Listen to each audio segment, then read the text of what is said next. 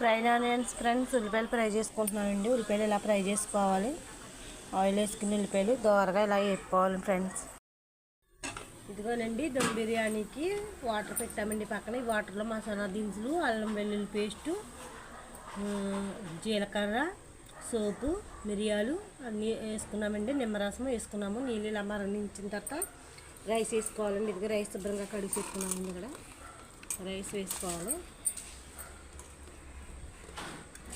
Rice వేసుకుని 30% ఉడికిన తర్వాత దమ్ బిర్యానీలో వేసుకోవాలండి. ఇది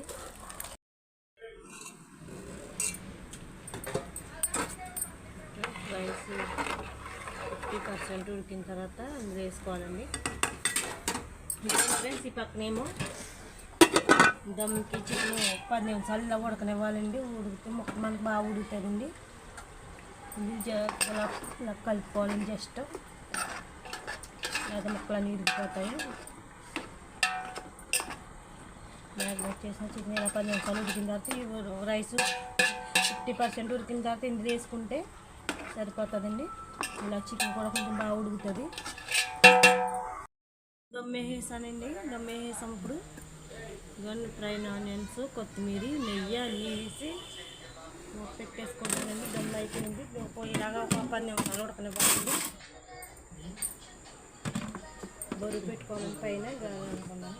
కింద రేకు పెట్టి రేకు పైన సట్ పెట్టి దమ్ వేస్తున్నామండి. ఒక 10 నిమిషాలు అయితే దమ్ అయిపోతుంది. చూసారండి దమ్ బిర్యానీ రెడీ అయిపోయింది.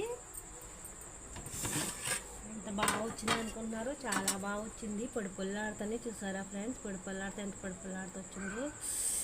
ఎమ్మీగా ఉన్నది. నోరు ఊరిపోతుంది. ఇప్పుడే తినేయాలని వెంటనే భోంచేసి